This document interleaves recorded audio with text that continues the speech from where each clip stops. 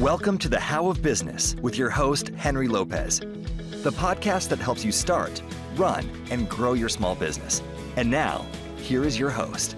Welcome to this episode of the How of Business. This is Henry Lopez, and David Begin is with me here today. David, welcome to this episode. Well, thanks for having me, Henry. I appreciate it. How is the weather in Florida? We got to talk about the weather. Our weather has gotten much different since you moved to Florida now. Well, so it's is getting right. cold here in Colorado. So as we record this, we're talking end of September. Literally today is the 30th of September, 2021. I was going to say 19. And over the last week, it has shifted to that fall weather. Don't know if it'll last, but lower humidity, relatively speaking, beautiful days. We have had just some spectacular days. That's fun. And so since I live on an island now, I don't know if you knew that. Yeah, I heard you live on an island. That's awesome. You island people are us island people. So the weather's been gorgeous. Yeah. Let's see. We were up in the Breckenridge studio a few weeks ago, and the leaves were turning. I bet. Yeah. Even more spectacular now. Yeah. So we'll have to see how they look now. Mm-hmm. Mm-hmm. So, all right. Well, let's get into this conversation. For those of you who don't know David, that might be new to the show. He originally was my co-host officially, but then he got booted for all kinds of reasons we can't get into. Low ratings and the such. Low ratings, arguing that whole thing. David went off to do much bigger, greater things. Had his own show for a while called the How of Car Washing. Still involved in that, but now it's called the Car Wash Show. And so he comes back every so often, especially when I have a topic that I want to get his wisdom, experience, and insights on, as is this topic. So today we're going to chat about what I'm entitling Managing Hourly Wage Employees. Managing hourly wage employees. This can be a challenge for those of us who transition from a corporate or professional environment like David and I did. And now all of a sudden we're faced with hiring and managing hourly wage or minimum wage employees. So David and I are going to explore this topic, share our own challenges with this, and some practical tips and advice on how to maybe do it better.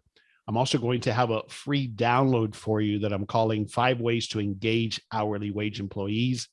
And you can find that on the show notes page for this episode at thehowofbusiness.com.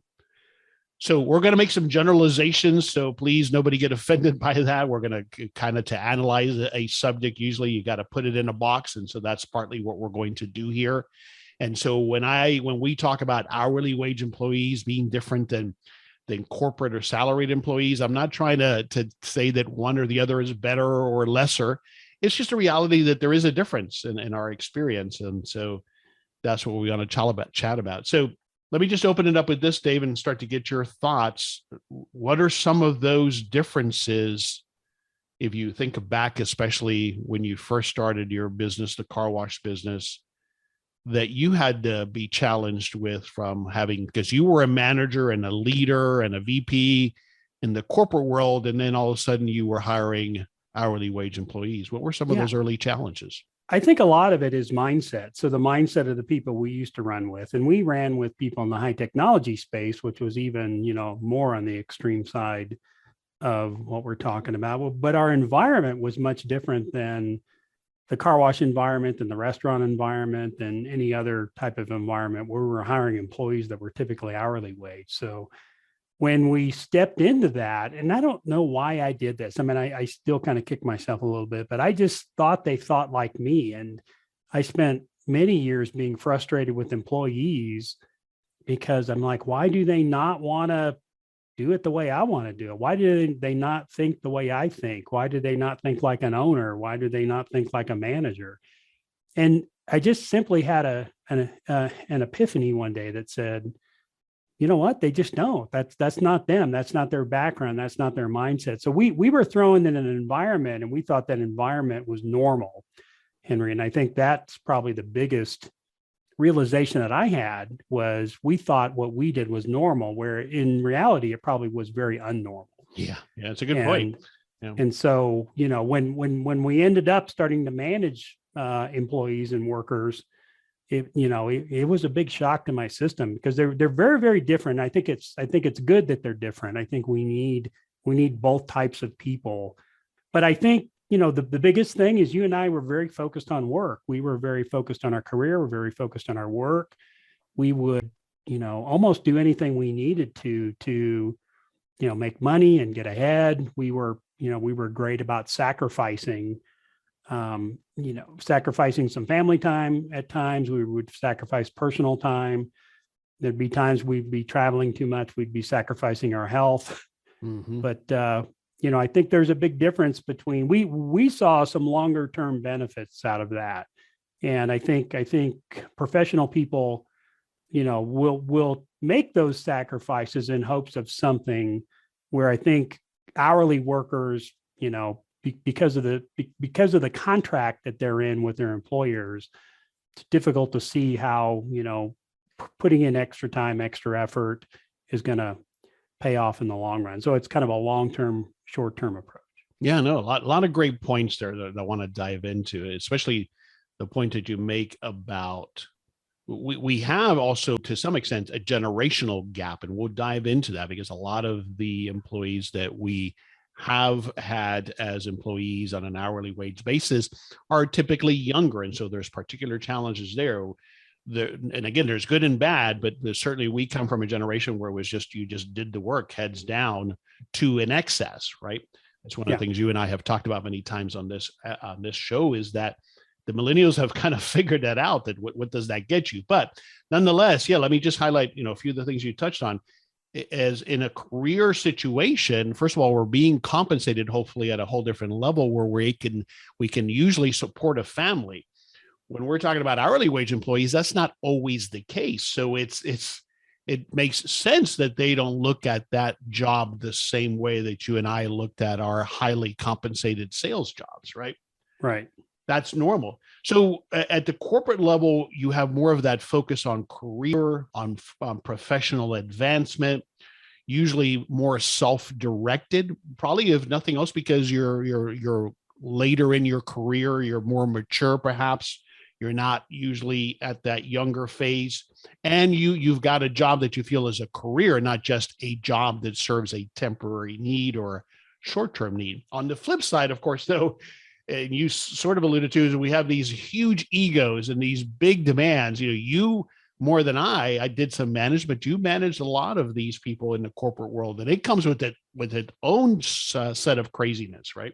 Yeah, absolutely. I mean, they're difficult to manage in many cases. I think hourly workers are much easier to manage than salespeople. And perhaps it's because of that more short-term focus. So let's talk about some of the typical makeup. And again, here I'm generalizing, and then that kind of leads to some of the challenges. A lot of times what we're talking about is more people in the blue collar segment, if we're using that delineation between white collar and blue collar.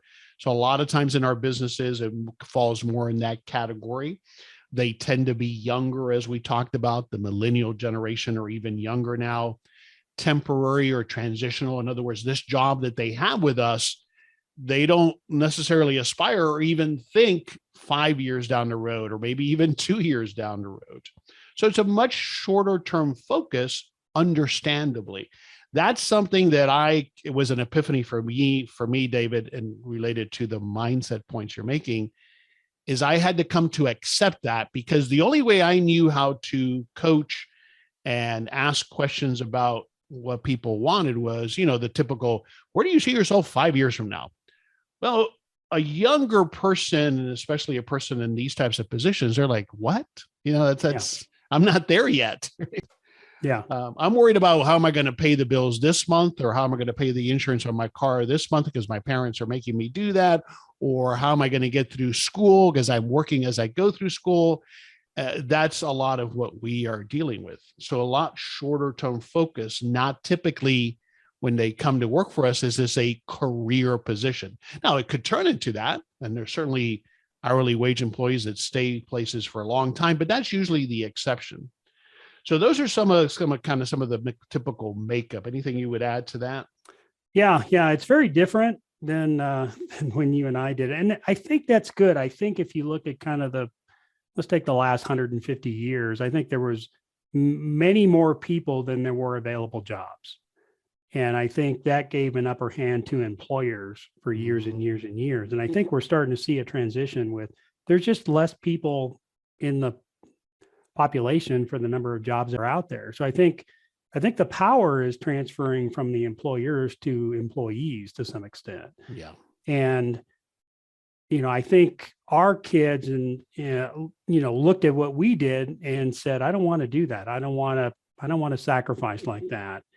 And I think those two things coming together are kind of the macro trends that are happening to kind of create this gig economy, transitory type of work environment. Yeah, agreed. All right, a couple of the things that are even more challenging, and again, this is not in every case, but what I have found often with this type of employee, hourly wage employees, is that often, and it's part of this is lack of maturity, because again, they tend to be younger, is they have an avoidance of confrontation. And so how does that manifest itself? It manifests itself as sometimes they just don't show up, right? They don't say, hey, I'm going to give you my 2 weeks notice. And so we have to understand that that's part of sometimes the dynamic of this group of people. Not always, I'm generalizing. So you're going to have challenges with them showing up on time for work or because they've got other things going on in their lives. Again, these are typically transitional positions for them, not career positions. So we got to try to think of it from their perspective. You're going to have a lot more issues with drama from our perspective, what we would call drama, and the impact of their performance and that impact on their performance and availability. But listen, it's not like we didn't have drama in the corporate world.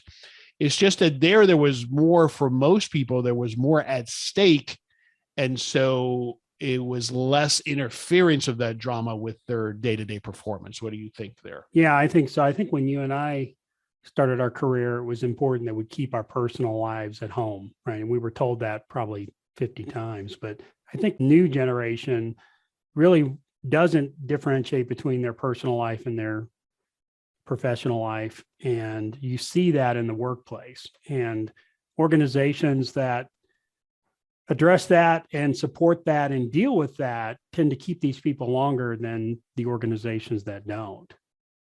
I think one of the ways that manifests itself, I have this very vivid memory, David. We had just opened I Top It, which is the self-serve frozen yogurt business that we owned and just sold earlier this year.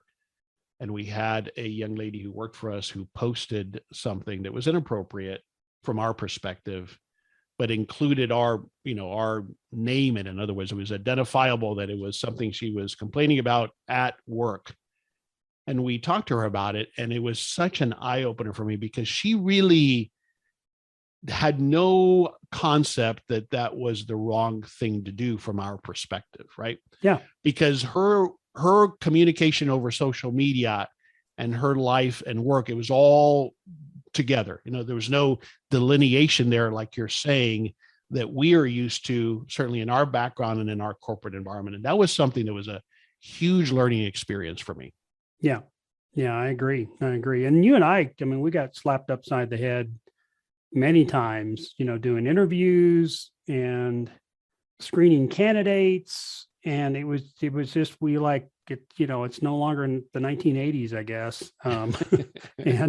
And so you and I had to really change our ways. And I had to change my mindset. And once I changed my mindset, I was able to change my ways about that. But it was a tough transition, to put our brains around this. The other thing I want to say about hourly wage employees, they're typically just starting off, their work life.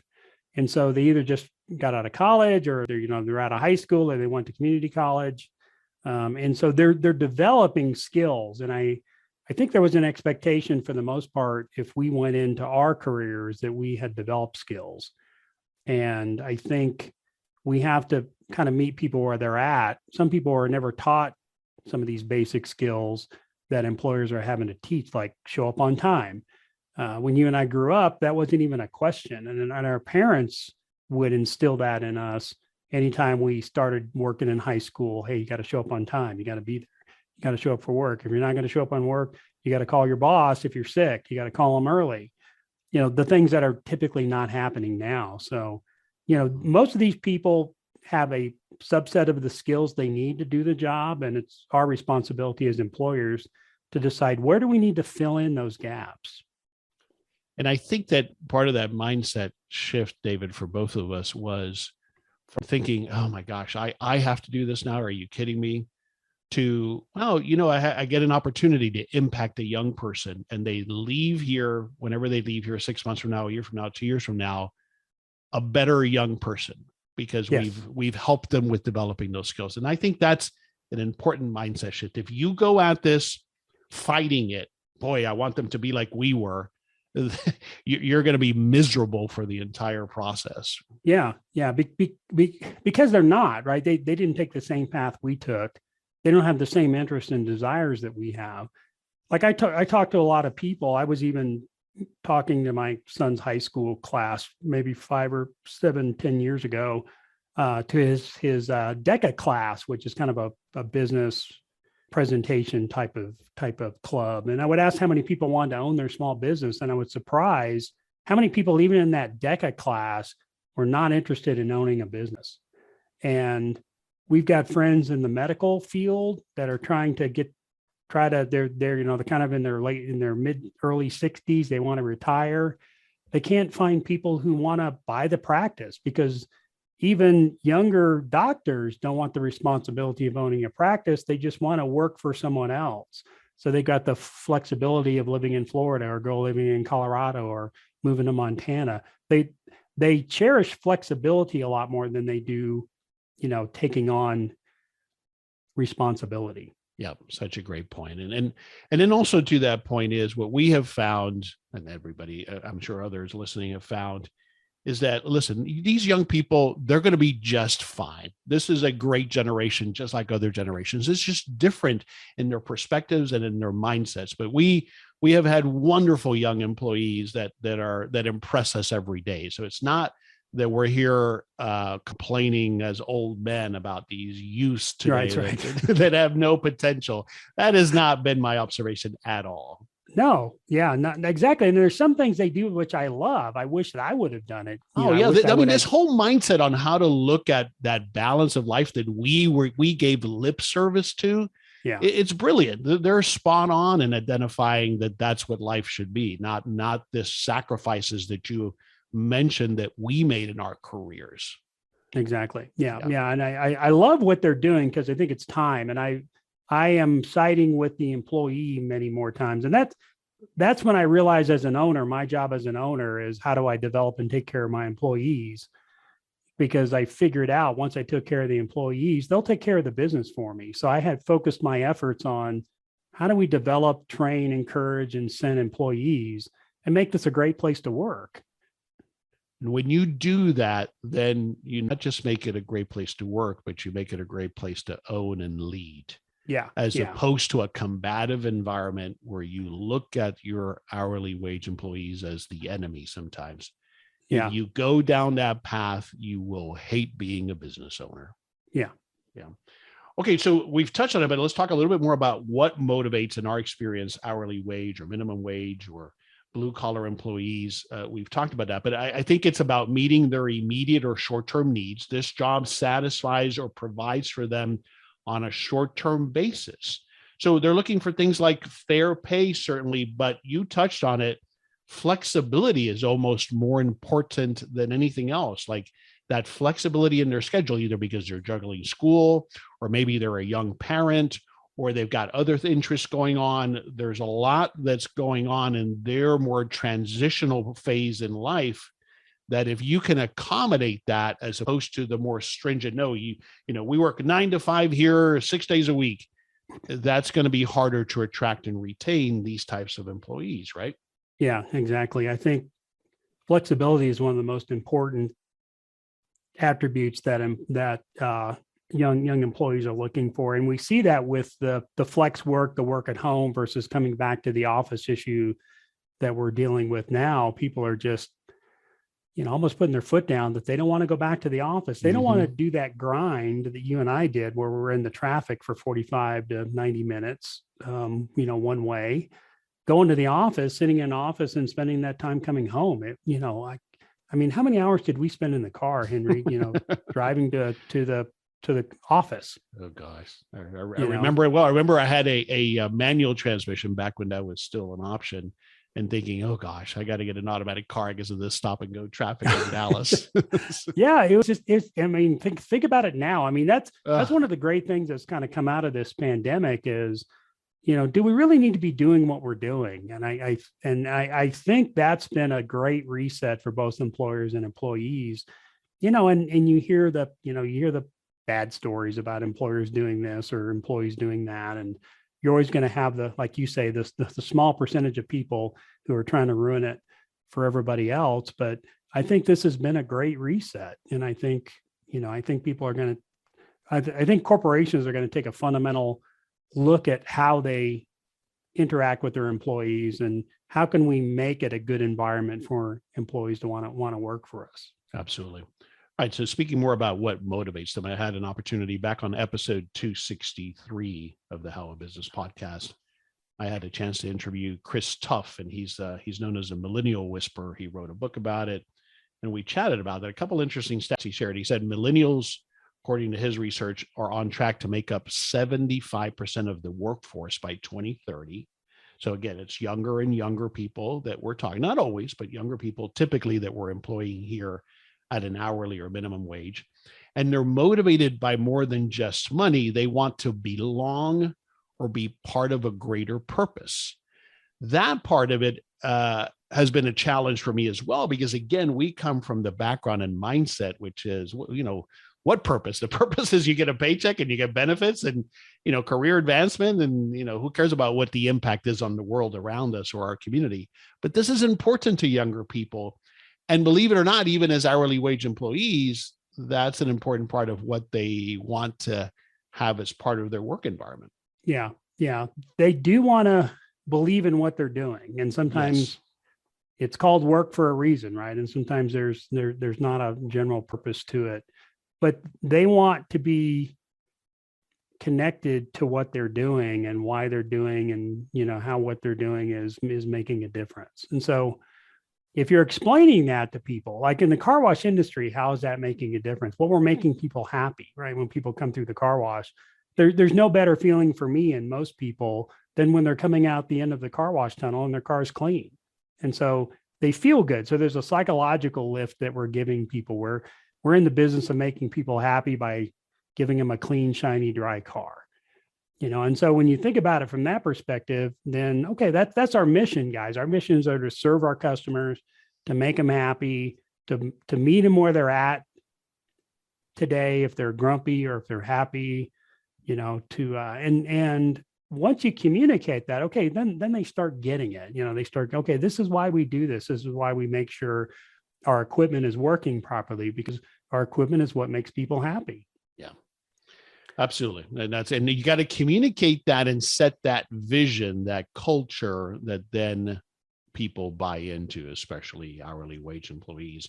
The other thing we chatted about that we've touched on already in that episode 263, is that need to make that personal connection.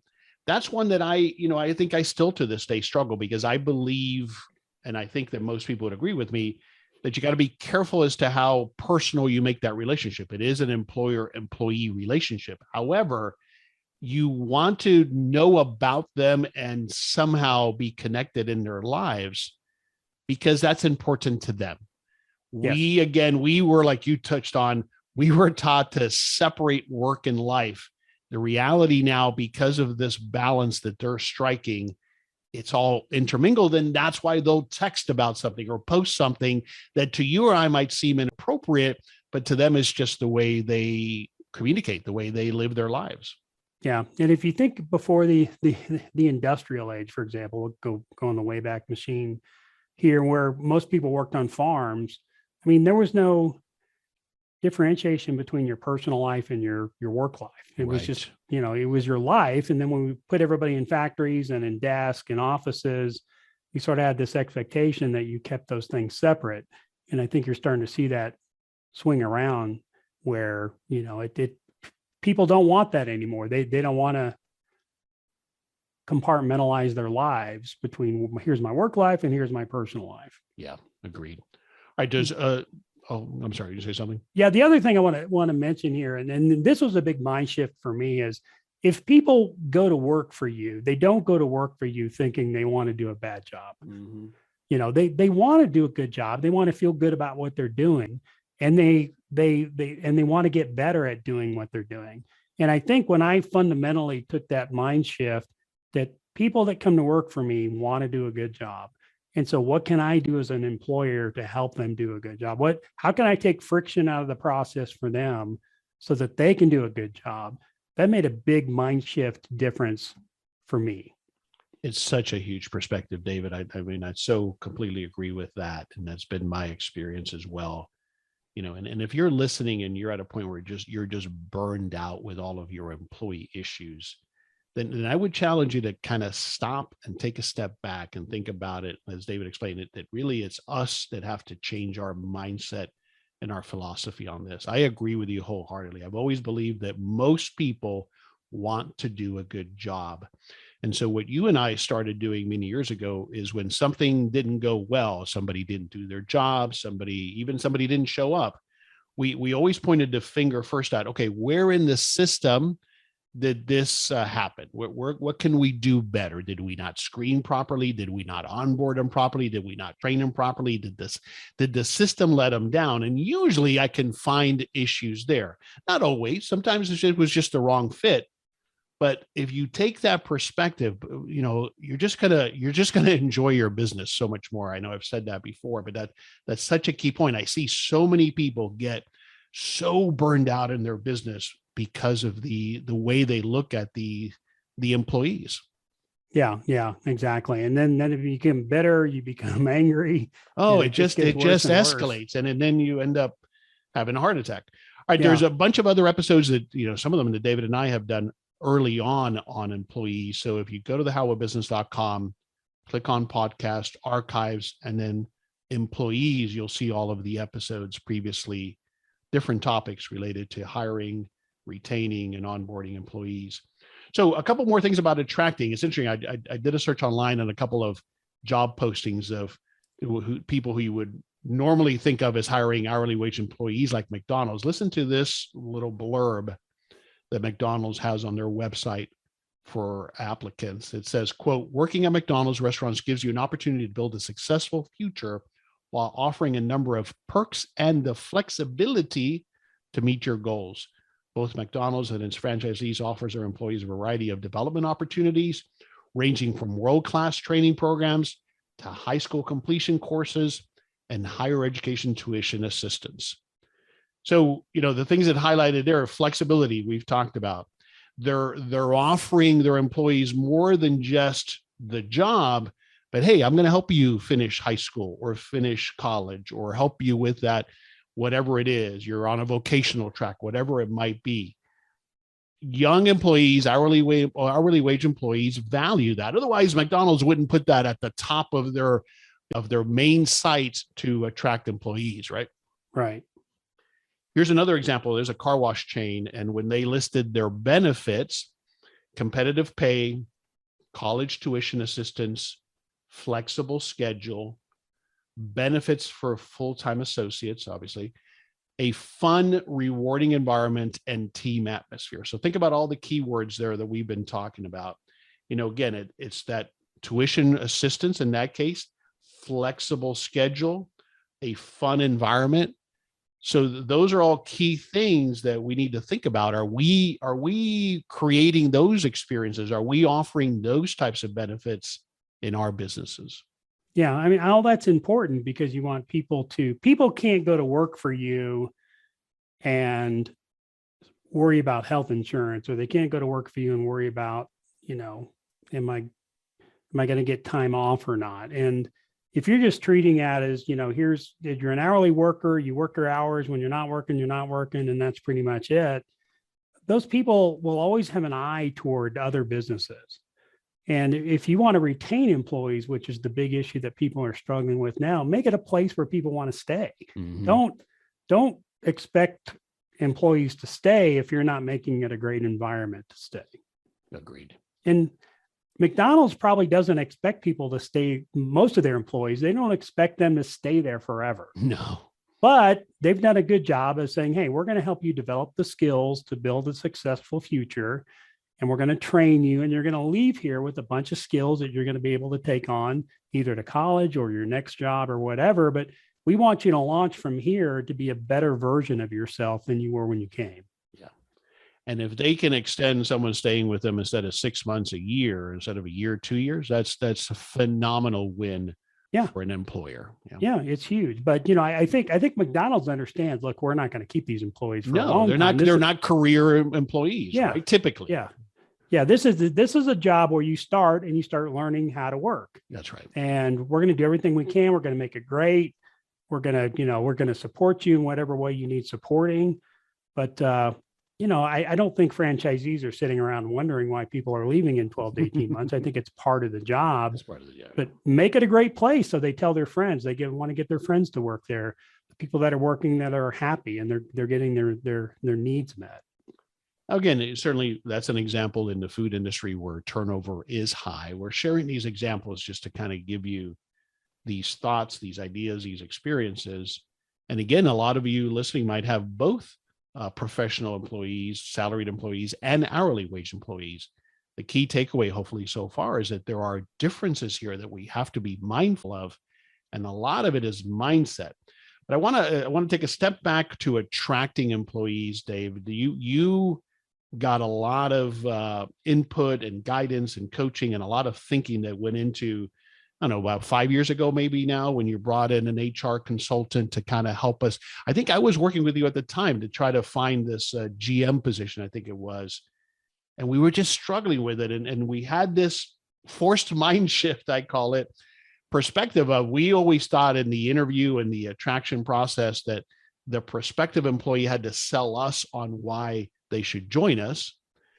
And instead, this shift of, well, we need to in part sell them on why they should join us. Talk to me about that experience. Yeah, that was such a mind shift for us. And I think you developed great interview questions. I mean, you were one of the best interviewers for candidates, but it was probably the old school method of interviewing. Absolutely. Where you tried to get them to sell you on why they should come work for us. And it's just, people just don't have that same mindset. And so when we finally shifted the way we interview to say, we want you to come work for us, here's all the great reasons why we want you to work for us. Now, you still need to know if they're a viable candidate and if they can do the job, but you got to spend a lot more time selling them in this environment than you do them selling you. Mm-hmm. Now, there's highly competitive organizations and industries where if you want to get in that industry, you've got to sell yourself. And so, there could be a number of people who are very interested in working for an organization. I listened to a podcast from the founder of The Brew, which is a news outlet that does an email every morning. And he talked about a guy that just wanted to go work for him so badly. So the guy literally was helping edit the newsletters as they came out. Wow. And he actually created a newsletter. He said, let me show you what I can do. And he created the next day's newsletter for them just to show what his ability was. But it's that type of stuff that you and I were used to. If people are really going the extra mile to try to sell themselves, that's not common. No, and I'll tell you, just as an aside, I'm helping a client hire a professional position, highly paid professional position. And it's amazing to me, David, how 9 out of 10 of them don't even do any research on they know what the company is, but they don't even bother to do the research. I'm just appalled because, you and I would have spent hours doing research, right? Anticipating questions, but that's just not the way it works anymore. But anyway, let's move on. We've touched on some of this, but I think that so that's about attracting employees. Onboarding them is so critical. We just touched on some of these. I just want to rattle them off and then we can add some color to that. But you have to have a solid training program. I think that's so critical to retaining and motivating hourly wage employees. You have to, and we touched on this, you have to give them the tools, the training, and the coaching to help them succeed, to enable them to do the right job. They want to do the right job, but I see so many environments where they're just thrown at it, kind of learn on the job. And that not only frustrates people, and they're going to quit on you because they're like, you know what, I'm not going to put up with this. I remember very clearly back to one of my first jobs. I was a stock boy at a grocery store, right? The classic job. And I remember very clearly, don't forget that first day, the attitude and the prevailing method was that they would work you to within an inch of your death on that shift, right? Yeah. I remember being exhausted, and then the manager, very classic style manager of that age, no, you're not done now. You're going to go get all the shopping carts from the parking lot. And I just remember thinking, nowadays, if you did that to somebody, they probably would have gone in their car and left or just left, right? Yeah. That approach, it just doesn't work anymore for all kinds of good reasons. So you got to give them the training. You have to onboard them the right way. You have to make them welcome and feel part of the team right away. I think those are some critical points to onboarding. Any other thoughts there? Yeah. The one thing that our car wash consultant told us that really stuck with me is when you hire somebody, they're still interviewing, because they might have accepted the job, but in their brain, they're still trying to figure out, did I make the right choice? And the first couple of weeks is very critical for them to decide, yes, I made a good choice. This is going to be a good company to work with. And so making sure you've got a good, strong onboarding program is critical to that. I think training anymore is a requirement. It can't be optional. And that's one reason why we created a consulting company. I created, Henry, was because there's just a real lack of training in the car wash industry for new employees. And and we wonder why we have the turnover we have. Yeah, no, absolutely. Great point. That's a great, another great takeaway there. All right, so we'll begin to summarize it here and close it up. I'm looking through my list of items that we've talked about, and the only thing maybe that we hadn't touched on is making sure that you create from their perspective opportunities, and that there are rewards and recognition. This younger generation, it's important, as it was for us, for that matter. It's important that you recognize them and you reward them. Don't do it in a, you know how much I hate the employee of the month plaque that doesn't really mean anything. But, real reward and recognition, people do appreciate that, just like we did, especially when we were young as well. Got to remember how important that is. Maybe you have a bonus program to institutionalize some of that. That's always a key thing as well. Just remember, with bonus programs, keep it short-term and focused. Make it a campaign as opposed to this long-term thing that loses its effectiveness over time. You got to pay people accurately and on time, right? There's no excuse for that ever, no matter what type of employee. So those are some of the other things. And then you got to make sure you've got your managers and supervisors with this same mindset and this same approach, so that they're doing it the right way. They're doing, again, what would have applied to us or to them, which is the public praise and the private coaching. So you got to make sure that your managers and supervisors or leaders are on the same page with you on this approach and this mentality to how we attract, onboard, and retain hourly wage employees. I think it's good. Yeah, no doubt. I was very, paying people was extremely important to me. And I think it's beyond a crime for employers to withhold wages or not pay their payroll taxes and things like that. I don't have much tolerance for that. I think it's wrong in every way, because these people need their money. I mean, these people aren't like you and I, where we've got a couple weeks cushion. They have no cushion. I mean, they're planning on that paycheck. That's right. They hit their account on Friday. And when you don't pay them, or you pay them inaccurately or withhold wages, and you're making life difficult for them, I just think that's wrong. Agreed. First of all, but I think,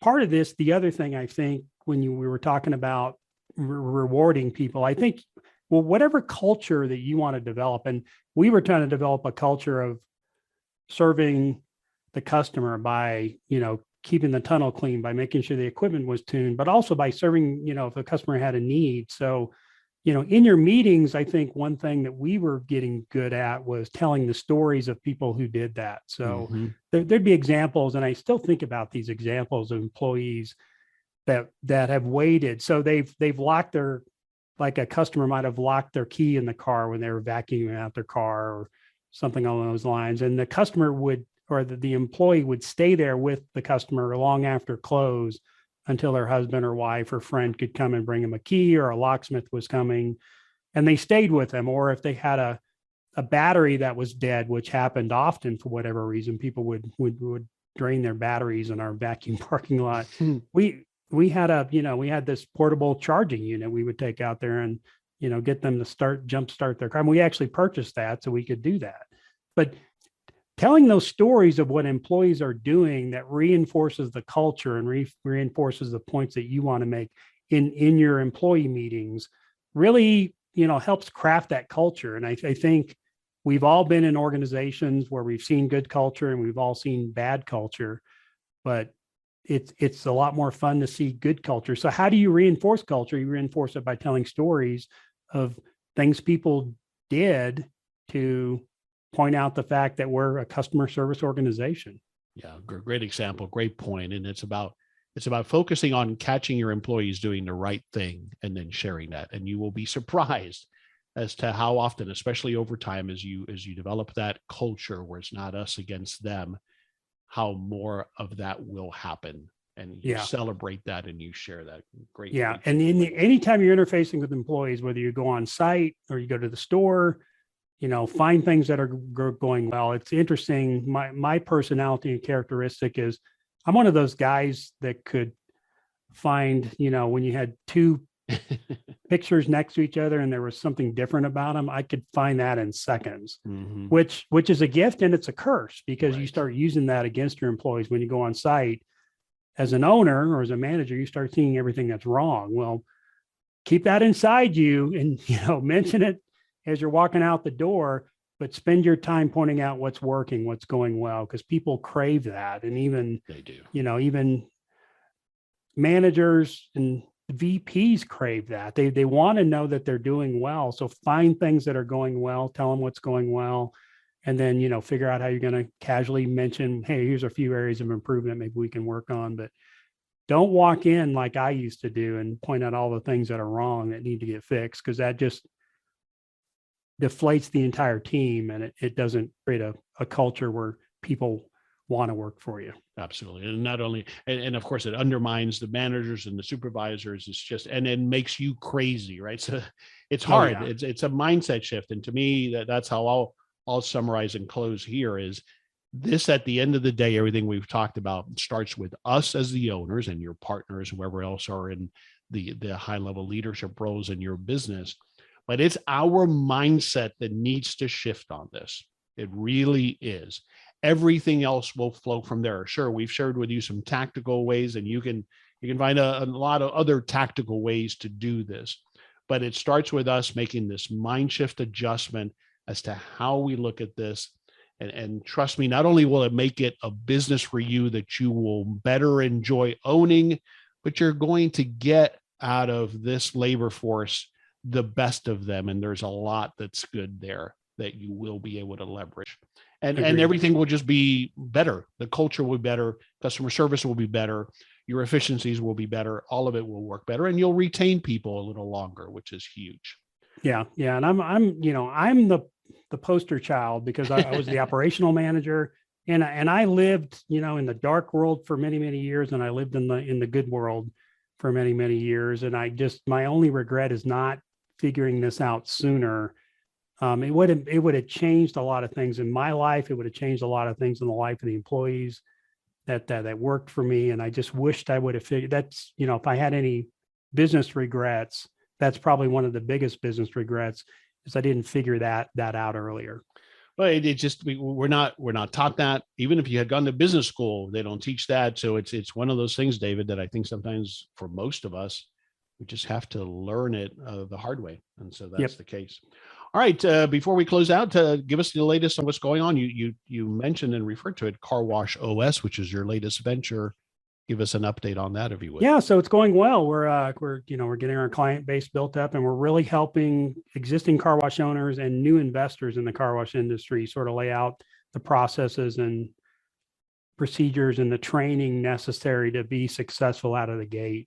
The one thing I was talking to a customer a couple of days ago, and most people, when they start a new business, have a 3 to 5 year plan. It's their performa, as we would call it, right? And so we were talking about it, and the question is there any way you can reduce that time? Can you make a 5-year plan a 3-year plan? And so the goal of our consulting company is really help those new investors and even existing operators jumpstart their business, give them all the processes, the procedures, the content, and the training that they're going to need, so that when they open up day one, they're ready to go. And where can you go online to learn more? Yeah, if you want to learn more, it's carwashos.com. So carwashoperating-system.com. So carwashos. Wonderful. Dave, another great conversation. Thanks for your insights and experiences on this topic of managing hourly wage employees. Thanks for joining me today. Yeah, thanks, Henry. I always enjoy it. And I was thinking, as you were making the introduction, this is how we started the podcast. You and I would be talking about these types of subjects. And that's right. We thought, hey, why don't we start a podcast? So that was kind of the beginning of it. That's right. All right. This is Henry Lopez, and that was David Begin. And thanks for joining us on this episode of the How of Business. We release new episodes every Monday morning, and you can find us anywhere you listen to podcasts, including at our website, thehowofbusiness.com. Thanks for listening. Thank you for listening to The How of Business. For more information about our coaching programs, online courses, show notes pages, links, and other resources, please visit thehowofbusiness.com.